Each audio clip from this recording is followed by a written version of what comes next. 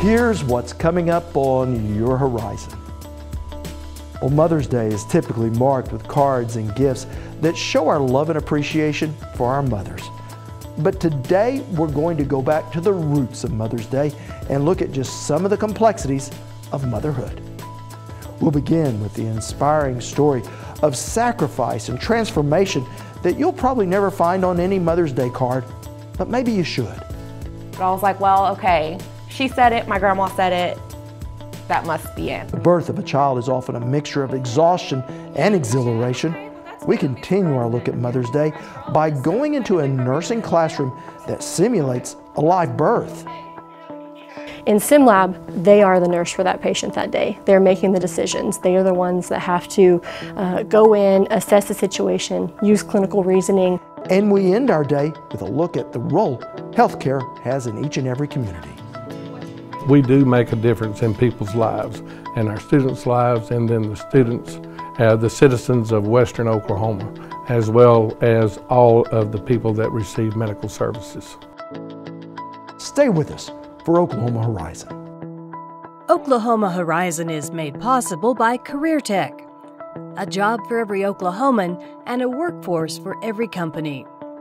With additional support from the Oklahoma Department of Agriculture, Food, and Forestry.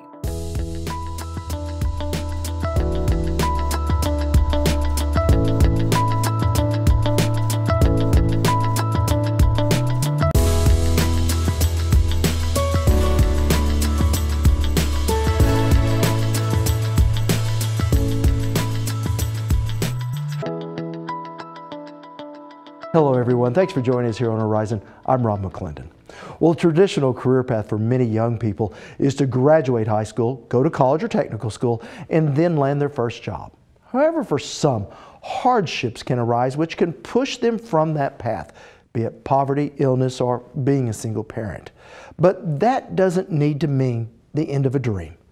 Every year, Oklahoma Career Tech, along with the Career and Technical Education Equity Council, honor these non-traditional students, along with their teachers and organizations who help them throughout the state during the Making It Work Day at the state capitol. Now, all of these individuals have unique stories of overcoming hardships, be they physical, economic, or otherwise, all in an effort to help them become the career professionals they dream of. And we begin today's show with one such story. Just 5 years ago, Mandy Brower was a single mother of two with no money, no home, and few options. But through her own strong will and the support of others, she turned it all around. Our Blaine Singletary has her story. Today, Mandy Brower relishes the opportunity to tell her story. But just a few years ago, this was probably the last place she imagined she'd be. I was in Fort Hood, Texas. I was in the hospital having a baby, and I really mentally and emotionally I was in a bad place. Mandy was already a mother of one, in an abusive relationship, and far from her Oregon home. And in that hospital, things took a turn for the worse.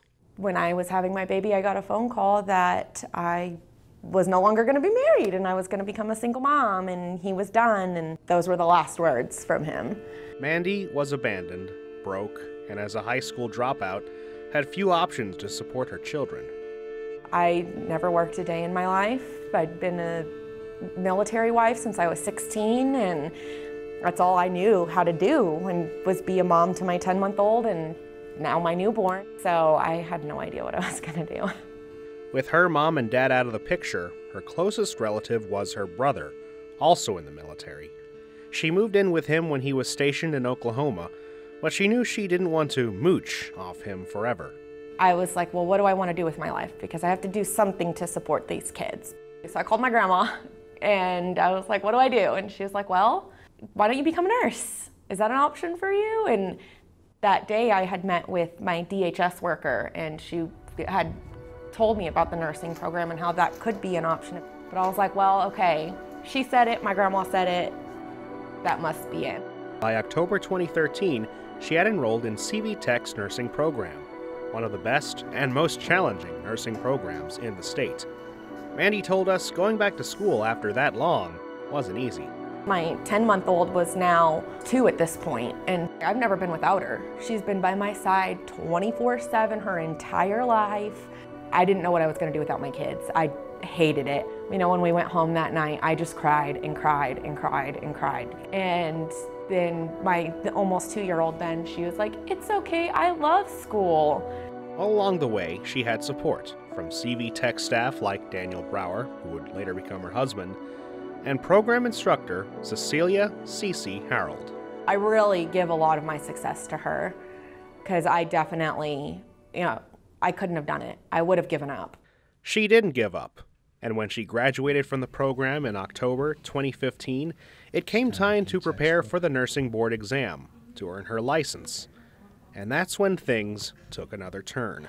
I was like kind of on a high, like I did this, I finished school, I'm gonna study for boards, and then I got the phone call from my doctor that I had cancer.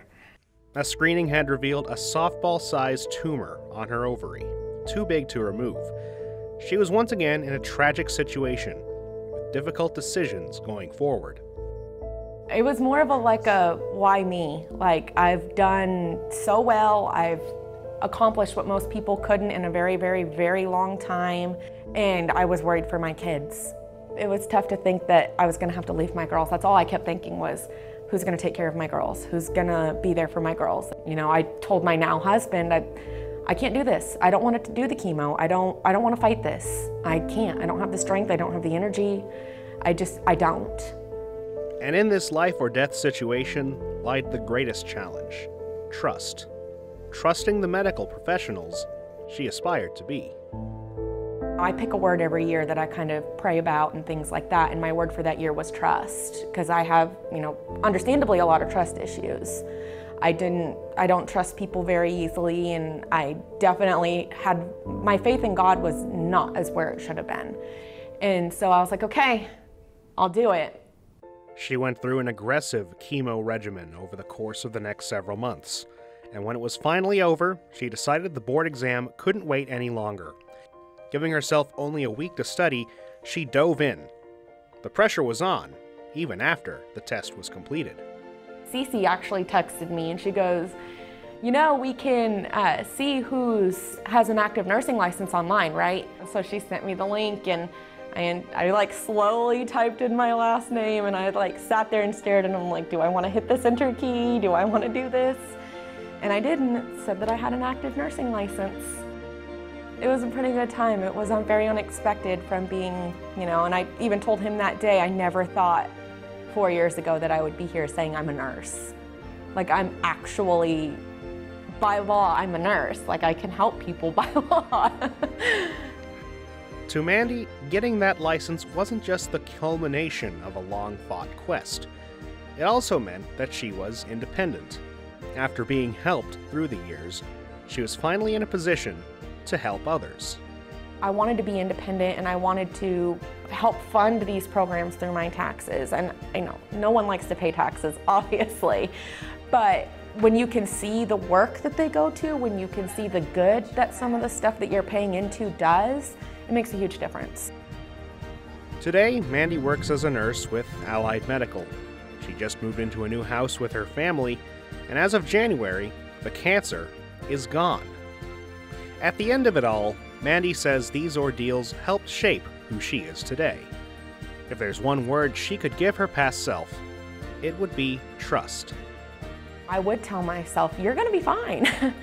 There's little things along the road that I would say, maybe you shouldn't do this and do this instead, but those things where I look back and be like, why did I do that, morphed who I am now, and made me as strong as I am now. And it made me a better mom and a better nurse and a better wife. I would tell myself it's worth it.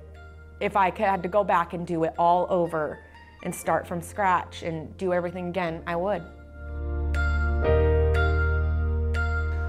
Now next week we'll bring you more stories from Making It Work Day at the state capitol that show how business and industry is helping break the poverty cycle.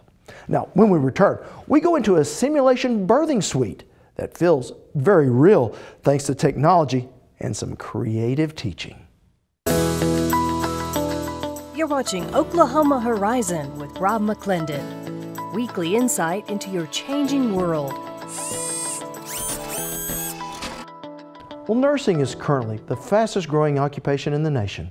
Everything from an aging population to a shrinking nursing workforce has demand at an all-time high.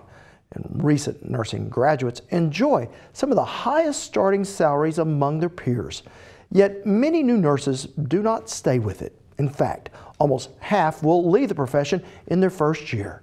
But a nursing program at Oklahoma Baptist University hopes to lower those numbers by giving their graduates the confidence that only experience can bring. We went inside their simulation training labs for a lesson in technology with a healthy dose of humanity added in. Okay, man, I just hope that doctor gets here soon. Meet Nicole Jackson, director of the nursing simulation labs at OBU. We're gonna get your bed ready, okay? We're gonna go ahead and put you in the position. I'm so ready to see this baby. Aw, okay, well, we're excited for you. This is their safe space to learn. This is their safe container. They can come here, think outside the box. They can be the nurse. In the hospital, often they're with a nurse. In SimLab, they are the nurse for that patient that day. They're making the decisions. They are the ones that have to go in, assess the situation, use clinical reasoning, notify who, the physician, dietary, case management, whatever that patient needs are. They need to access those resources and utilize them. So they're the thinking brain when they're in sim. They're the doer. The first time I ever did it was rather intimidating. You can't really plan for something like this situation. Even if you read it in your textbooks, actually doing it in a simulation lab is completely different, and it's quite amazing. Good. All right, keep reaching out. All right, the baby's out. You did great. Oh my goodness. You did great. So what was it like before this technology? Before this technology, that's when I was in school. And so I know what it was like then. We would have labs. We did have more static mannequins, so you didn't have as much response from the patient, if that's what you can kind of visualize. So you might have a mannequin in the bed or another person. We do it on each other, right? We practice on each other, but you really don't always want to practice IVs on each other or NG tubes. That's not always the most comfortable thing. Now with simulation, you're able to stay in the role a little bit deeper and a little bit longer and more intently, and so I think it just kind of takes it up a notch from where we were. So we were at a decent place, and nursing's always been innovative, and we always have kind of thought on our feet. But with this technology, the sky's the limit. Oh, thank you so much. No problem. All right, Paula, we're gonna put your legs back in the normal position in the bed that you were before you had little Miss Jade, okay? Okay. All right. You can read all day long in a textbook, but when you come in here and you have them say whatever they're going to say, you can't plan for anything. And so it's really good to have that real life scenario of like, you really don't know what's going to happen next, and so it makes you become more confident, and you have to rely on the base knowledge you have already. Your role in there is also almost theatric. Yes, it is. Do you enjoy doing that? I do. I've always heard, or a few times I've heard, education or part of teaching is, about 70 to 75% theatrics and 20 to 25 or 30% preparation. You know what I mean? You kind of put that together, and you have to prepare, but then you have to be willing to get into it so that the students get into it. It's not just a fake mannequin in the bed. It's a person that they're hearing and seeing and responding to. She's got an APGAR score of 9, so that's really good. You have to deal with the patient's emotions. You're seeing people at some of their strongest points and their weakest points in life. So you really need to be able to provide that comfort and that positive support that they need when they are facing pain and sickness and just the trials that they're going through. VTAC in room 149. Code blue, code blue. Yeah. All right, here we go. 10 of Epi. 1, 2. Is it still real? 4, 5. Yeah. In the moment, you're just so into it, and you know what you've learned in class, but you're doing it, and you know that I have to keep going, that I need to switch off, and it felt pretty real to me. The young lady we saw doing the compressions, Yes. you could tell that was real to her. Yes. And that's one of the beauties of sim. You get in there and you start going, and it's almost as when you first walk in, you might see the mannequin in the bed. But the more the professors into it, the more realistic you are. They all have roles. You know, she was the primary nurse. She knew that patient was her responsibility. When the code team was called, they all knew what their roles were. When the physician came in, the physician had the badge. They knew who the physician was. You know, they all had their roles and they knew what to do. And when she's doing the CPR, that's real. That's a patient. She got report on the patient. You know, she came in to take care of the patient, and the patient started having, you know, a course of a bad outcome, and she had to respond. Because if she didn't, the patient would have resulted in death. And so, I mean, she had to respond in that moment. And once you begin that response, and the patient's responding too, and you kind of have all of the realism, that's why it's so important to put your mannequins in the situation that looks like a hospital room, because the more that we're in it and the more it looks and feels just like the setting you're going to be in, the more your brain kicks in and says, this is real. And the more real it will be one day when she's with a real patient. She's going to know exactly what to do and exactly how to respond, and that patient will hopefully have a good outcome because of her practice here. I think it's an incredible experience learning. I'm always nervous in sim, like I start sweating. But in this situation, I love that we were able to do something, and I feel a lot more confident to go out into a hospital and do it from things like this. All right, I'm not feeling a pulse. Looks like we still. Why do you do this? Because I love it. Simple enough. Patients matter. And patient lives matter. That's why I'm a nurse. I'm called to do this. I don't believe you can be an effective nurse if you're not called. And I know wholeheartedly I'm called to be a nurse. I believe these students are called as well. And if this is a way for me to best serve my patients, training the new century and the new, you know, era of nurses is probably one of the most important things that I can do for my profession and for the patients that I love and want to serve.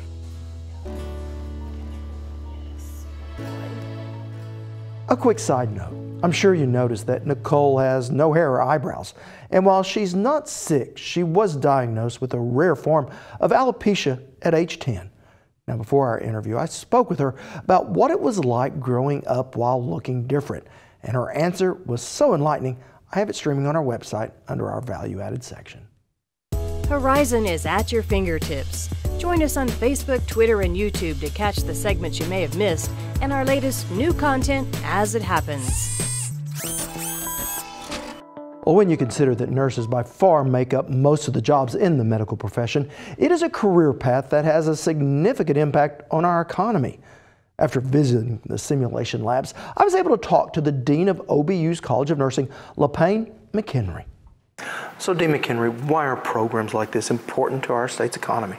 Well, nursing has an economic implication. Right now, about a week ago, when I was looking at the data, within 50 miles of Shawnee, there were over 1,500 registered nurse positions open. In our state alone, there were about 3,900, a little over 3,900 positions available. Many of our hospitals in the state currently are relying upon agency nurses and traveling nurses, which are very expensive to their budgets. And none of those hospitals are going to be able to sustain that over long periods of time.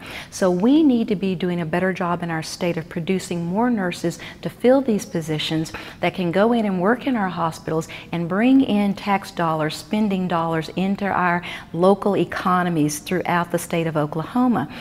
One of the reasons why we're having this challenge of not being able to produce enough nurses is a lack of educated or prepared faculty in order to teach in nursing programs, a lack of clinical space, a lack of space even within nursing programs in order to do that, a lack of space in facilities within schools to be able to accommodate those students.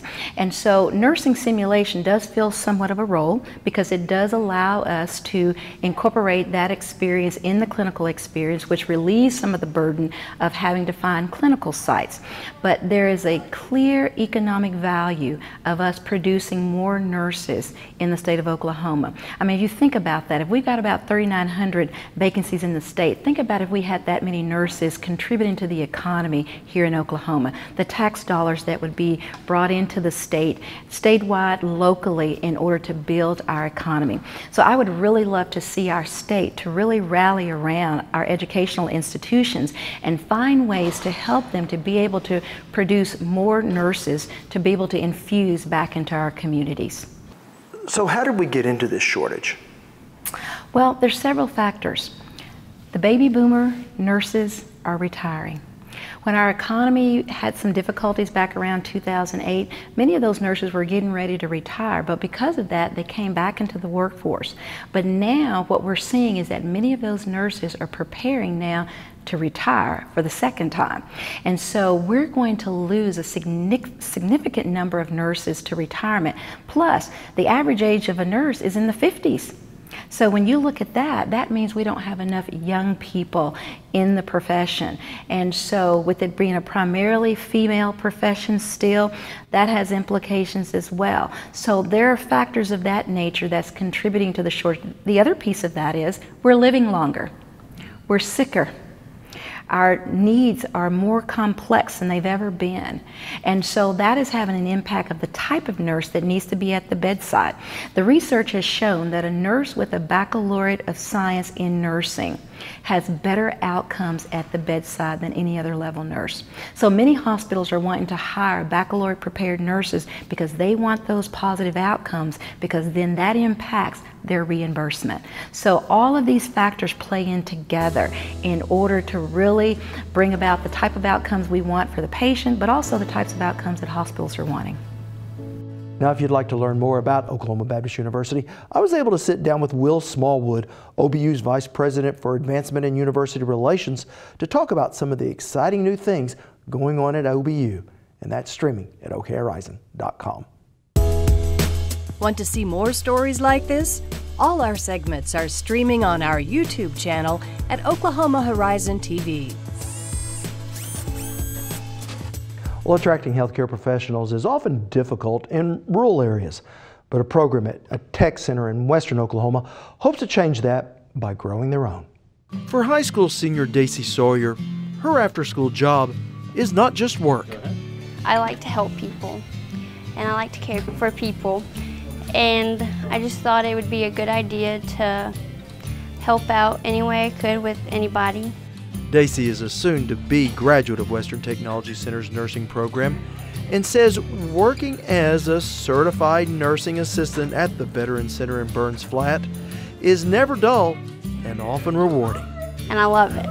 I like seeing the smiles on the residents' faces. Something Western Technology nursing instructor Linda Bedello knows something about. Long-term care is my passion. It's where I started and where I want to stay. We're all going to be there one day. Everybody ages, and sometimes those are the people that are forgotten, and they're the people who made us what we are, where we need to be and where we need to go. And with long-term patients comes long-term responsibilities, and that means respecting them as if they were family. Most people consider patients patients. I like for my students to think of them as their elders, people who have given for them to be where they're at. And there have been more and more elderly to take care of, especially here in western Oklahoma, as the population continues to age. In our 7 counties that we cover, we have 16 homes, and in those 16 homes, we have approximately 1,400 beds that potentially could have a patient in it that need help. And this is where current demographic trends are working against western Oklahoma. While the elderly are needing more care, many of this area's young people are moving out, not necessarily because they want to, but because there doesn't seem to be a lot of job opportunities. A trend that Western Technology Superintendent Hoyt Lewis says his school is trying to reverse. We need to look at growing our own, and that's what we've been doing. We need to build more buildings and have larger classrooms, but it's going to hopefully grow our own, and those students come back to western Oklahoma as nurses, doctors in the health industry. Our elderly, they spend probably 80% of their time treated and worked with by that CNA. So they have a direct impact on your loved ones. These people are your fathers, mothers, sisters, aunts. If they're spending 80% of the day with your loved ones, I think you want somebody that has been in a certification program that knows what they're doing, has proven that by high rigor and grades in the program. And as for Daisy Sawyer, well, she hopes to become an RN and eventually a nurse practitioner. And while she'll have to leave the area to finish her education, she hopes to be back here for her career. Yes, I'd love to come back to my hometown and see all the people and just see all the patients and catch up about their lives. There's a lot of jobs out there open and needed for us. The bottom line, we do make a difference in people's lives, and our students' lives, and then the students, the citizens of Western Oklahoma, as well as all of the people that receive medical services. So in a nutshell, the training at Western Technology Center allows the young people who grew up there to stay there in Western Oklahoma. Next time on Oklahoma Horizon, we go around the state and see how some Oklahomans are changing lives with a helping hand. We solely are able to do what we do with our community's help and support. They bring in donations of in-kind and monetary all year long so we can continue to help feed and provide for the littlest in our community. On Oklahoma Show for the Heartland, Oklahoma Horizon. Thanks for including us as part of your day. I'm Rob McClendon. Hope to see you back here next week. Oklahoma Horizon is made possible by the Oklahoma Department of Career and Technology Education, with additional support from the Oklahoma Department of Agriculture, Food, and Forestry.